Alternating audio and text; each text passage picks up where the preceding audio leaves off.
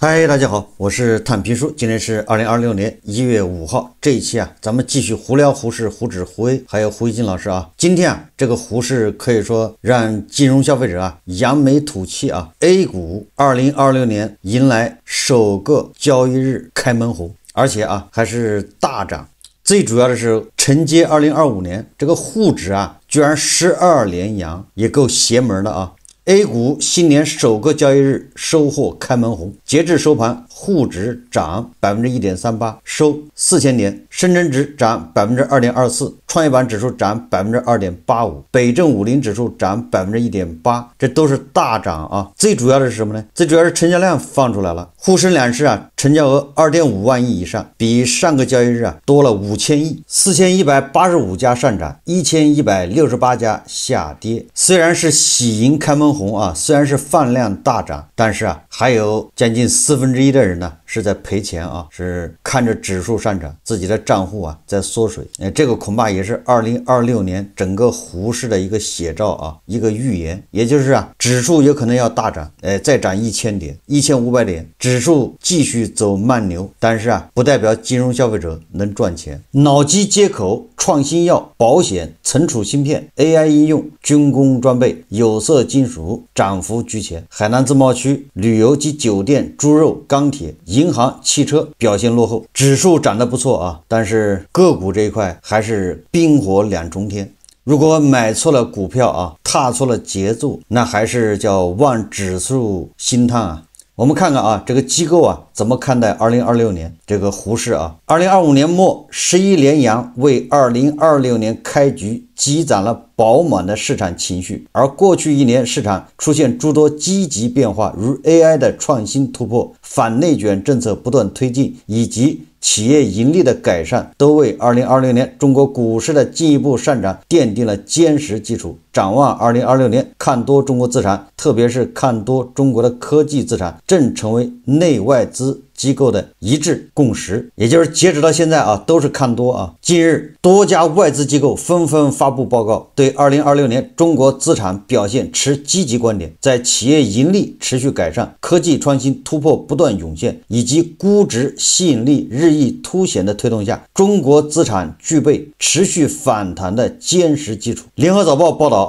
說中國 A 股2025年漲幅強勁，全球資金回流中國，金融市場成交量上升，多家外資投行上調2026年市場預期，企業獲利改善被預期支撐股市，預計盈利將增長 14% 和 12%。摩根大通和摩根士丹利等設滬深300指數目標點位在4800點至5200點。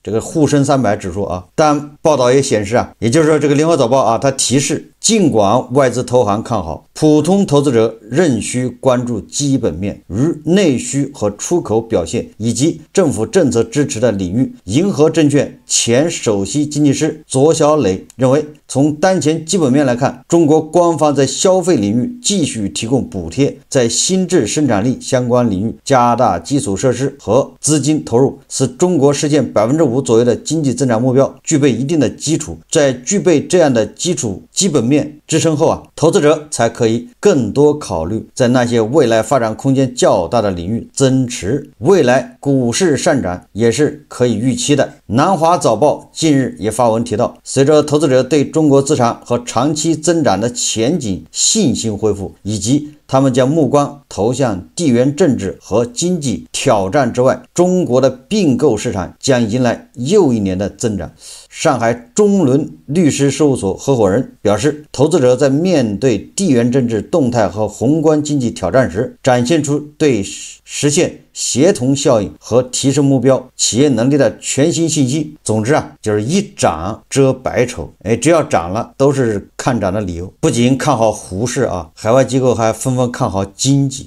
金融時報報道歐洲金融機構和業內人士看好中國經濟增長前景。多家歐洲金融機構日前發布研究報告，認為在宏觀政策支持、完備產業體系以及不斷激活經濟發展新動能的共同作用下，中國經濟有望在2026年保持穩定增長。在全球主要經濟體中，展現出較強的韌性。近期英國渣打銀行在其2026年全球經濟展望報告中上調了對中國經濟增長的預期。報告認為貿易環境階段性緩和與出口市場多元化將繼續對中國出口增長形成支撐。2026年中國經濟增長主要動力將更多來自科技驅動的投資、生產率的提升以及力度更大的擴大內需政策。財政和貨幣政策都將繼續支持經濟增長，為中國的經濟轉型提供支撐。法國的這個興業銀行認為2026年宏觀政策和結構性改革將成為支撐中國經濟增長的重要因素。同时，中國在綠色技術和先進製造等創新領域的持續投入也將為未來增長注入動力。荷蘭國際集團分析認為，中國經濟在2026年有望實現穩定增長。該機構指出隨着中國近年來在人工智能、機器人等領域取得突破，科技與創新正在成為中國經濟增長的關鍵動能。一些歐洲金融機構分析師同樣看好2026年中國經濟增長前景。德意志銀行中國區首席經濟學家接受新华社記者採訪時說，2025年中國充分展現出科技實力。展望2026年，中國的經濟增長驅動力将更加均衡，消費主引擎将被进一步激活，投資貢獻將回升，出口有望保持增長，經濟整體将朝着更加均衡和可持續方向发展。谈及全球資本格局與中國的吸引力，法國巴黎資產管理公司高級市場策略師羅念茨對記者表示全球資本流動重心正向新興市場，特別是亞洲地區轉移。在此過程中，外資對中國的關注點正從傳統的製造與出口能力轉向其高科技數字化進程以及龐大的內需市場。中國持續推進的產業升級，如構建以國內大循環為主體、國內國際雙循環相互督促進的新發展格局，正為市場注入長期信心。这个濃濃的新聞聯播的味道。總之這個新的一年開始，海外這些機構都少不了說一些吉祥話呀，說一些祝福語也就是到目前為止沒有看到哪一個海外機構在國內發布的這些研究報告、行業報告說不好的，一邊倒的在唱多我們看這個南都灣財社的報道2025年一共是81家券商領罰單，國泰海通收了8張罰單。問題是8張罰單，人家不是活得好好的嗎？就這罰單的這個力度是不是受到質疑你看盤點2025年券業合規生態，81家券商領罰單，400人被點名。近日經梳理萬德數據，南都灣財社記者注意到，截至2025年年末，81家券商機構含分支機構和營業部共計收到181張罰單。具體來看，國泰海通收到的罰單數量最多，達到了7張，聲萬宏源和聲萬宏源承銷保健分別收到3張罰單，合併統計後收罰單數量達到6張。此外，仍有東方證券、華林證券、深港證券、長江證券、中信建投證券5家券商收到罰單達5張。2025年因合併成為新晉巨無霸的國泰海通，2025年收到了居於行業首位的7張罰單。若疊加原有海通證券收到的1張罰單，國泰海通收罰單數量達到了8張。從全球看，一項業務、一個品種風險失控導致整個機構覆滅的案例比比皆是。我國證券行業經過綜合治理後，合規風控水平有了長足進步，但一些業務領域仍有風險冒泡，個別機構治理失敗出現，切不可掉以輕心。這是證監會主席吳清說的你想想，25年81家券商收到了181張罰單，神奇的是沒有一家關門的。這個就你要不服就不行，這個監管這不就是罰酒3杯嘛？這就是為什麼對吧？這天天處罰，天天都有做假賬的、欺詐上市的、操縱市場的、違規減持的。181張罰單居然都沒有讓沒有一家券商說關門，幹不下去了。從一方面說明犯罪成本太低，但是相對這個收益那犯罪成本就可以忽略不計了。你看這個馬上就有一個罰單來了。財經網報道，路橋信息連續2年財務造假被罰600萬，財務造假罰600萬，然後一切都照舊啊，你繼續上市，你繼續交易，你說600萬，那銀行貸款也能貸得上，對不對？能怎麼樣？路橋信息公告，公司於2025年12月31日收到中國證監會廈門監管局下發的行政處罰事件告知書，經查，公司通過簽訂虛假合同、虛構銷售業務、提前確認收入等方式，2023年、2024年分別虛增營業收入1580萬和2576萬，虛增利潤1531萬和2250萬，分別占當年利潤總額的74%和103%。你什麼意思啊？就當年利潤74%是假的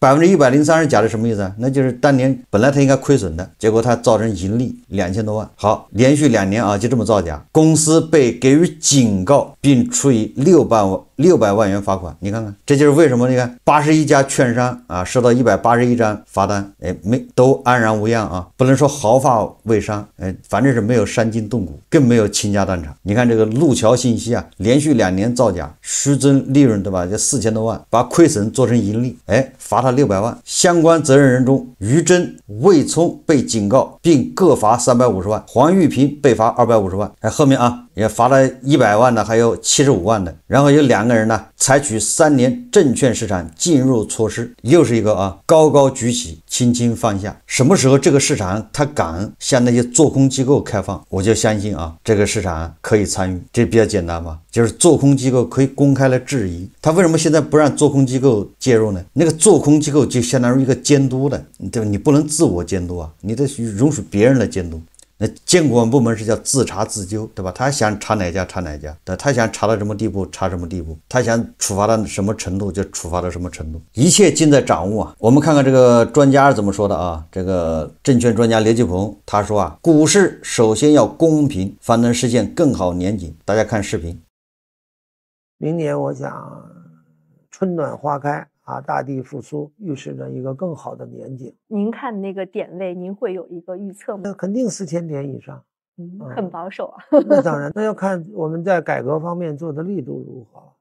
像对量化問題、大股東減持問題、T+0問題，如果仍然堅持固執己見，那就很危險。監管部門能夠傾聽大家的意見，試一試無妨。市場經濟要允許是嗎？那印度可以T+0，機構T+3，韓國可以禁止做空，日本可以央行入市，我們為什麼不能夠給我們的散戶也T+0呢？現在的機構你約束不了，他們可以期貨做空、融券做空，我们的散戶沒有這個實力，所以希望能夠把保護投資者權益落到實處，包括對量化要進一步限制。這個市場你必須要保持公平。你掙的錢如果不是因為上市公司質量的增長帶來的股票增值，而是因為其他股民把存量的收益轉給你了，你割了人家韭菜，那這就說明有問題。你再高科技你也得保證公平。資本市場首先是公平，沒有什麼可講的。中國國情不一樣，散戶市場大家沒有量化這個武器，你拿着機關槍到這個市場來這個屠殺宰割這裡的韭菜，這是不合理也不公平的。你應該適應國情，獲得比較一致的統一，然後你再根據需要，大家基本都掌握這個工具了，都可以使用這個工具了，你可以再來發展吧。比如說從監管端來說，不可能做到一刀切，您有什麼樣的建議嗎？比如說對於量化問題。量化問題我認為像最近傳聞的就可以一步一步實現啊。這些量化的私募機構還在交易所的機房裡有他們的專門服務器，你知道嗎？券商把你的服務器也拿到這個機房去，你像這種情況誰能有這樣的優勢啊？它的物理距離接近，直接決定了它就能快速的收割。因此我們這次如果說讓他們都搬出機房，而且要加大他們的物理距離，比如說200公里，在每秒30萬公里的光速的背景下，200公里就是1毫秒，就加大1毫秒就管用，他們就少了30%他就幹不成了。所以現在的科技發展確實是有些情況我們不了解，但是明顯的在交易所裡擺放私募機構的量化服務器，這是不公平的。你收割的是存量，你割的是別人的韭菜，不是我們共享上市公司經濟增長的成果。這個劉繼鵬啊，也是天天呼籲啊，也沒辦法，揣着明白裝糊塗，對吧？咱也不能說要求他啊，說你必須這個建議從根上解決，沒法建議，對吧？都知道根兒在哪兒，病根兒在哪兒，但是都不敢說，最多批評一下啊，你冬天出門不戴帽子。我們再看看這個胡锡進老師啊，最近啊，這個特朗普啊抓了馬多羅以後啊，咱們也做了好幾個節目，胡锡進老師啊也做了好多評論，咱們又做了很多節目啊。我看有很多新來的這個網友，尤其是馆子上的這些新网友啊，他新來的，但是他話還特別多，特別密，对吧？新來的最好你看2個月啊，你再留言。你比如說吧，有人說就是嫌我啊稱胡锡進為老師，称他做老師，我還称家头叫老師呢。为什麼稱老師？這個我在以前的節目說過很多回，老粉絲是不會說這樣的問題的，只有那些新來的啊，這個大寶貝，對吧？這些你還得費口舌跟他解釋，就是能看就看，不能看呢，對吧？你就出門左轉。我怎麼稱呼胡锡進，那是我的權利，對吧？我就稱他老師，我就稱家頭為家頭老師。你要看不慣，那你就走啊，多簡單啊！至於為什麼叫他老師，那我這裡不多說了，對吧？以前說過了，我不想每一期裡面都要解釋啊，對吧？能理解就理解，不能理解你就出門左轉，這個頻道不適合你啊。關於這個特朗普啊抓了馬多羅之後啊，胡锡進老師他由剛開始的不相信、難以置信，到後來的震驚，再到最後的震怒。我看今天啊，他已經發展到這種自己給自己找台階下了。那意思就是說，你特朗普你把馬多羅抓了也能怎麼樣呢？人委內瑞拉還不是那幫人嗎？對吧？人家還是既有的路線上，那留下的都是馬多羅的親信，照樣在那兒啊，這個馬照跑，舞照跳，大概這意思啊。說來說去啊，就是胡锡進老師在給自己找圓場，在降低啊特朗普抓走馬多羅這個對基本盤的這種影響和打擊，認為這不叫啥，有本事你就派部隊地面進攻，對吧？跟委內瑞拉人民打一場這個，對吧？人民戰爭，對吧？趁人不備，耍了這麼多陰謀詭計，把人家總統和夫人從床上，對吧？提溜走，帶到美國，這叫什麼英雄好漢？這叫不講武德。你看他這麼說的啊，他說：總之啊，特朗普抓走了馬多羅，幹得很牛逼，但必須說，這離他掌控委內瑞拉還差得很遠。要做到最後一點，美國需要花費巨額資金，包括對委內瑞拉開展巨額經濟援助，而且很有可能委內瑞拉會比阿富汗昂貴。他這個說法，基本盤他是理解不了的啊。基本盤認為美國去了不是掠奪他的石油嗎？怎麼還給他投資呢？怎麼他還花錢呢？花的錢比阿富汗還多呢？你這個基本盤就不愛聽。那基本盤的觀念裡面，那特朗普去了委內瑞拉，那肯定就像當年那個蘇軍啊，在某些國家那樣的，這去把鐵路啊拆回去，那個機器啊拆回去，那礦能反正能拉走的都拉回去，肯定是搶奪嘛，對不對？那这怎麼還去還投資呢？胡锡進老師老糊塗了啊！胡锡進老師下面說啊，他說現在打一竿子就跑恐怕不行了。特朗普抓馬多羅等於做了承諾，美國對委內瑞拉民主繁榮負責到底。你這叫什麼話呀？這胡锡進老師現在你看他又說這個啊，你美國要對委內瑞拉負責，要讓委內瑞拉再次偉大，你要投錢，反映出胡锡進老師啊，他現在已經這個叫自我內耗啊，自己跟自己幹起來了。前面說特朗普叫侵略侵犯什麼主權，後面說特朗普你得負責幫他們繁榮起來，你要給他投資，你要對他們負責到底。美國通過一場閃電入侵擄走了委內瑞拉總統馬多羅，這是一場炫赫的軍事勝利，他被一些特朗普支持者認為一掃美國在中東和阿富汗等地的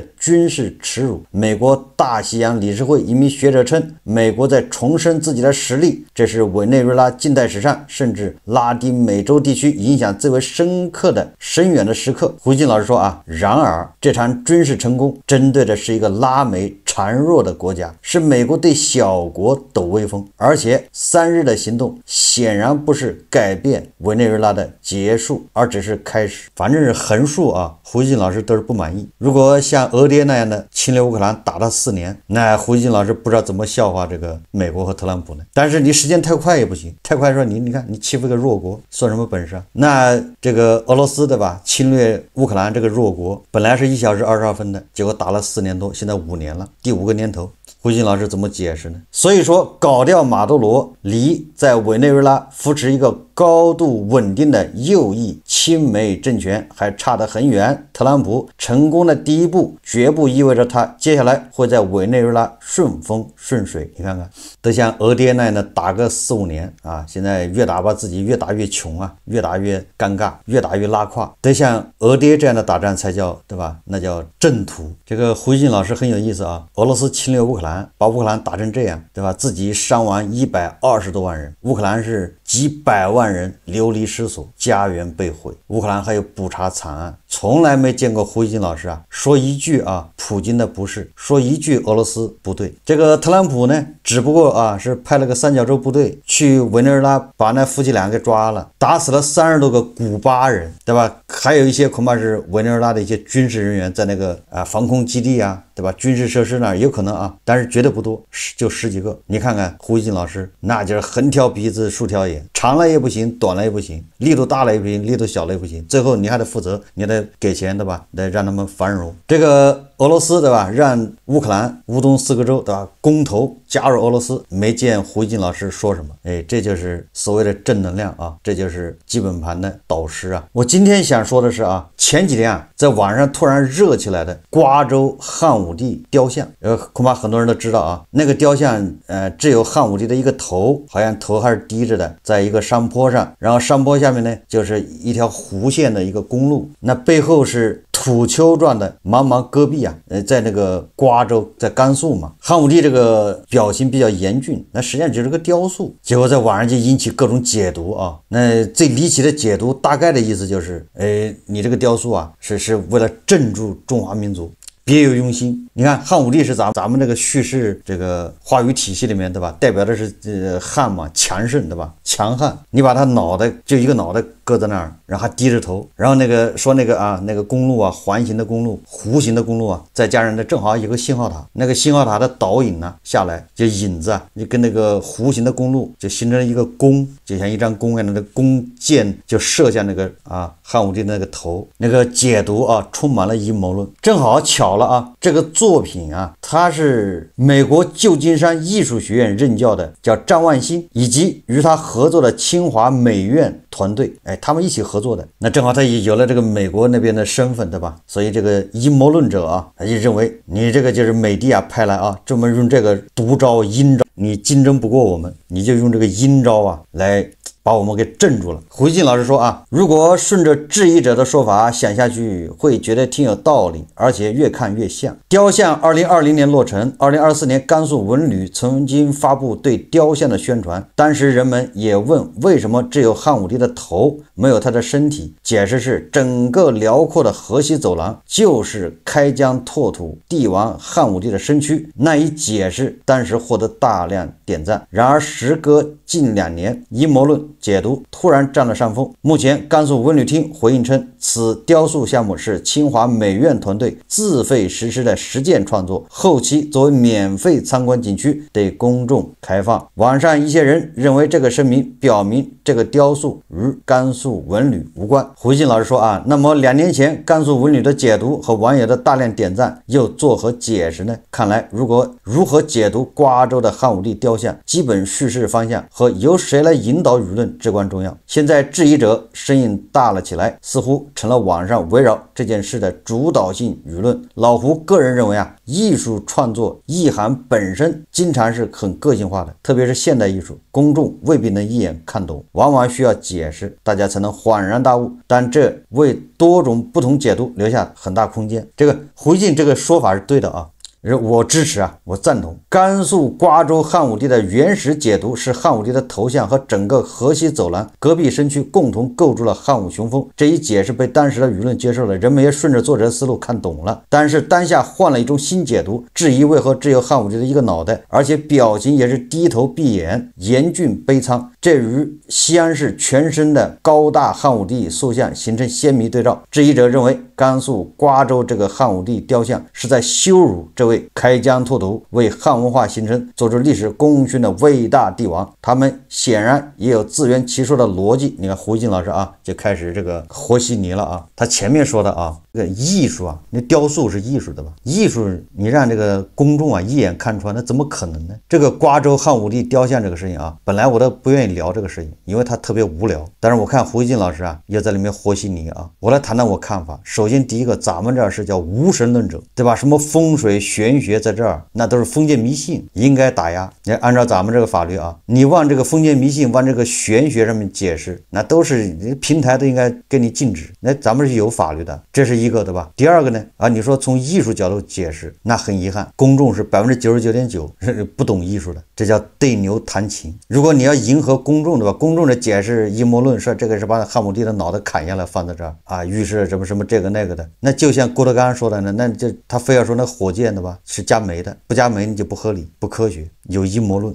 这叫秀才遇到兵啊，有口說不清，对吧？你跟公众討論這個，那為什麼會形成這個現象？實際上大家想一想啊，他這個是一種叫思潮，或者叫陰魂不散，本質上啊就是基本盤呢，他非要找到一個地方作為突破口。前一陣子是吃瓜盟主，对吧？那些恐怕連這個《紅樓夢》原版啊一個字都沒見過的人，居然突然說，他看懂了，在這個吃瓜盟主的這個解讀下，他看懂了《紅樓夢》。原來《紅樓夢》是道明，上哪兒跟他說理去呢？他都沒見過《紅樓夢》啊，他都沒看過原版，他電視劇都沒看完。這些人和那個認為江平啊是數學天才，認為李明是書法天才，對吧？認為《紅樓夢》是道明，這不都是一撥人嗎？你看他們不停的在這搞事，說白了他就要找個地方出口，就这個幽靈啊，他必須附在一個什麼東西上面。那這漢武帝這個頭顱無非就是，對吧？被他們發現了，這幫幽靈啊就依附在這個事上面。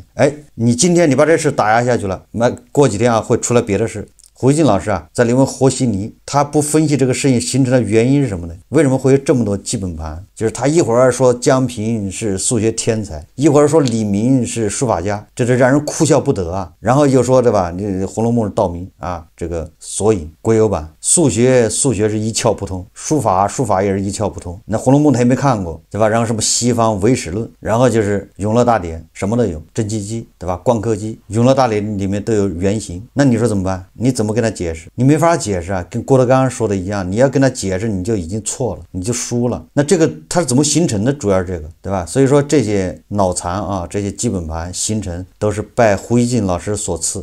胡一金老師，对吧？就是當年他呀，跟一幫人，還有加州老師，對吧？還有一位北大的老師，他們在網上興高采烈的，對吧？绞殺那些什麼所謂的公知，打2個引號啊，公知，把一邊的聲音給抹掉了，理越辯越明，對不對？你把一邊的聲音抹掉了，那剩下就是這些出來這麼一些怪胎呀。這個怪胎，對吧？他對數學感興趣嗎？不是的。他對書法感興趣嗎？也不是，對吧？對《紅樓夢》更不感興趣，他這根本就一張紙都看不進去，看一頁都能睡着啊！為什麼突然就冒出來了呢？雕塑更看不懂啊！雕塑你對吧？你要不是什麼接受过专门训練的人呢，你看不懂雕塑，那不是鸡同鴨講嗎？所以說啊，就是這種現象啊，它不會停止在瓜州漢武帝這個雕像這兒。他的腳步不會停下來的，他會，對吧？馬上就會依附到別的上面去。你如果不採取釜底抽薪的辦法，這種現象是斷不了的，這是叫哭笑不得啊，啼笑皆非。所以胡一金老師啊，說來說去是他們的始作俑者。這個時候跑來和稀泥，要不了多長時間啊，這幫人可能要評價這個奧運場館了啊，鳥巢，對吧？央視的大褲衩、水立方，對吧？甚至啊，極敏感的地方他都可以評價，到時候一樣會衝擊啊，這叫反噬。這個最後胡一金老師說啊，我個人也希望那個雕像能夠不拆除。後面他又說啊，當然拆除了它也是可以的。你這不叫廢話嗎？前面說我不希望拆除，後面說拆除也行，這就是胡一金老師啊，這叫手鼠兩端。留着它對藝術發展和歷史傳統的傳承都是不可接受的，最好不要由互聯網的意見簡單決定它的命運。如果用這幫人的意見來決定的話，那好了，那就新一輪的破四舊啊，恐怕就要開始了。好，這期節目啊，咱們就聊到這裡，感謝大家收看。如果喜歡我的節目，歡迎訂閱轉發，也可以在下方留言評論，謝謝大家。